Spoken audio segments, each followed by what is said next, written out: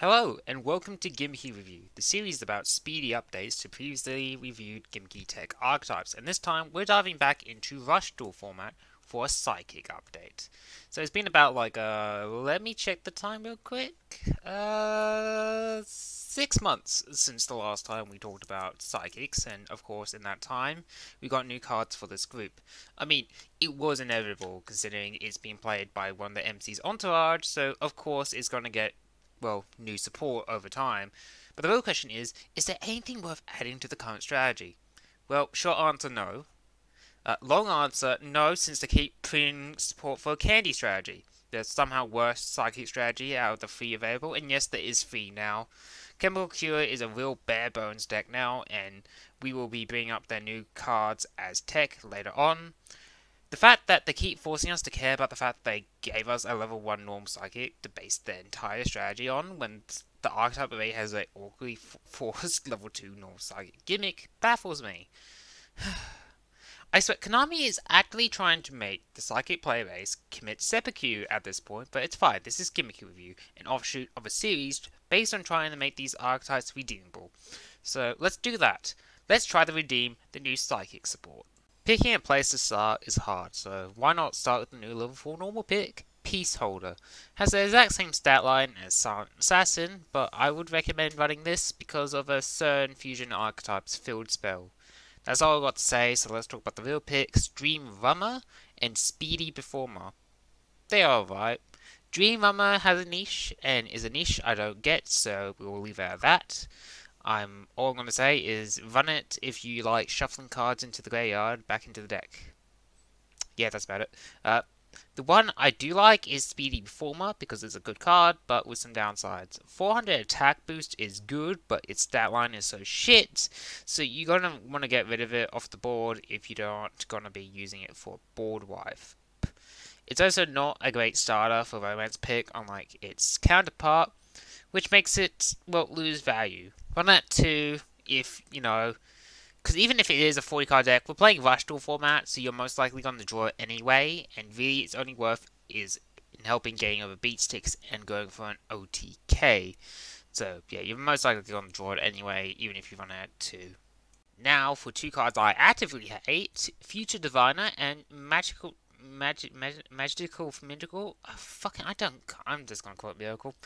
First thing first, Miracle can jump down a hole for spoiling the candy strategy, so let's disregard her until later. Future Diviner is a good card, but requires you to have a high level psychic on the field. Having to control this and a high level psychic for a very basic draw 1, discard 1 effect isn't worth it. Run if you think it's worth it, because I know who to abuse on Ego Pro for easy matchups if you're going to be running this. Before we jump into the new level 6 and 7, here's Chemical Cure Red. It's alright for a Chemical Cure based deck, bad as splashable psychic tech.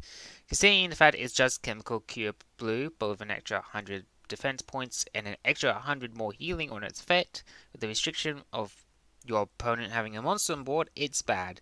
It isn't going to replace blue anytime soon.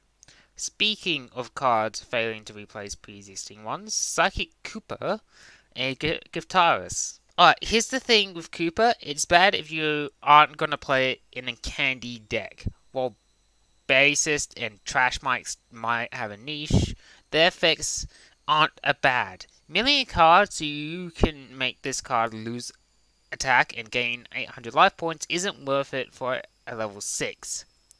It only holds worth since it's being used as a fusion, which we'll get to next. Don't run it if you aren't playing a candy version of the deck. Giftaris, on the other hand, is a one-off. It may look like a replacement for Prima, but there's a major downside. It doesn't lower your life points for your combo, and it only boosts itself.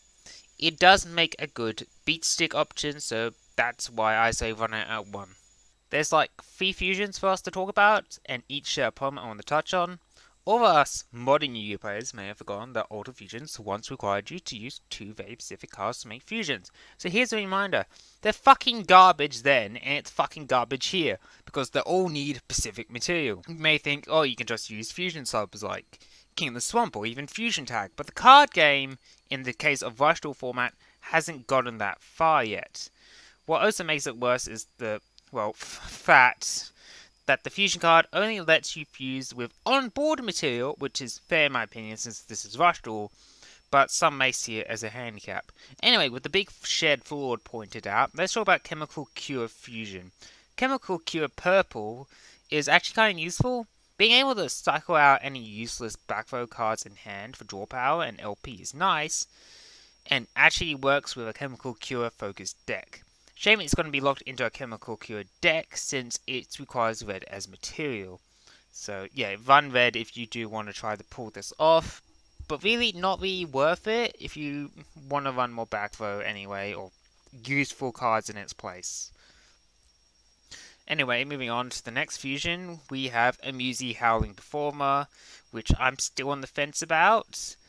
Howling Bird to me seems like a useless level 1 since it doesn't share the stat line of Candy, so it doesn't benefit from that line of support, but seeing the fusion has an okay stat line and with the existence of a new spell card, Howling Bird gets 2 spots in the main, or 3 if you feel like it, and their fusion gets a spot in the extra deck. The final fusion in the lineup is Candy, and that piece of shit level 6. Here's the thing, it's not a bad card, but you do want to play a Candy variation, and Candy still sucks. Who would have guessed basing your entire deck around a single level 1 monster would suck? But here we are. Play if you want to play a worse version of Rush Musicians. I think that's the name of this archetype formally, but we'll just call them Psychics. Before we tackle the new Backflow, here's Doyle. I don't think I brought her up in the last video, but she has a weird niche. Being able to turn itself into a recycle for introduction or climax is interesting, but not exactly viable in my opinion. Just wanted to bring it up for the sake of covering it, really. So moving on. Anyway, we got a new Candy Backflow card called Gimmicky Set. Ugh, God, these puns are annoying to say. It's interesting, I'll give it that. Recycling at level 2 or lower so you can bounce a card is cool and somewhat fixes the problem we had before, which was the fact it was annoying the archetype wanting to focus on level 2s before and not level 1s, so this kind of feels like a middle ground between the two. You know, it's an alright card if you want some monster removal, really. The other one that's really worth mentioning is Stardom Light. Do you remember Gimmicky Start? Well, they made that, but now it's generic Psychic support, and it's far more better. Just run it at 3. It really helps because consistency. I still can't say that fucking word. We've been working on this series for like nearly 2 years now. I still can't say consistency properly. Or consistently. I'm going to stop now. Next is Psychic Counter, which is an archetypal counter bomb, but better since it has no hand costs and a fixed damage. So while it loses its value compared to bomb when it comes to higher level monsters, not paying discard is a good trade-off in my opinion. The final card today is Psychic Trap Hole, which is a more restrictive deep dark trap hole. Don't consider it at all. Just don't run it. So how did this new support go? Horribly, in my opinion. Considering the fact that it still insists on Candy being the real way to play the deck, which sucks, because frankly the deck had a solid core already. Just needed some cards that didn't have any weird restrictions, and it would have been good, but they keep insisting that this level 1 lolly piece of shit should be the core of the deck, and it sucks. I should really change my vocabulary beyond it sucks, but yeah. Hopefully as Fusion support gets more cards, Fusions will become more bearable, and maybe with that, Fusion variants will be good. Right now in the background, I have my current deck list I'm using right now to whoop Ethan's ass with. I'm going to leave it there as I end this video, so if you want, well, if you did like, well, you shouldn't like what you saw today. I feel like today was horrible, probably because I'm trying to rush this Oreo, but, you know, if you did like what I do here, I do a more proper version of this video where it's not rushed and the audio is probably semi-decent on, you know, newer archetypes. So yeah, I do. Yeah. See, this is what happens when I go off script. I get flustered and I don't know where to continue from the script. So, you know, all you need to know is that the next video is going to be for hire.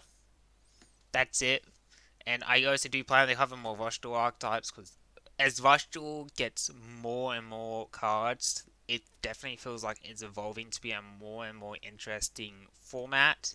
So I certainly want to cover one of probably the pre-existing archetypes, because there's definitely, I feel like there's more support to work with now, because before, when I first made the Psychic video, it was very new and latent, so there wasn't a lot of fleshed out archetypes, but now we're getting more and more fleshed out archetypes, we're getting more and more new archetypes. I want to cover Rushdoor more often, so who knows, maybe sometime in December we'll talk about Rushdoor, if not, probably the start of next year.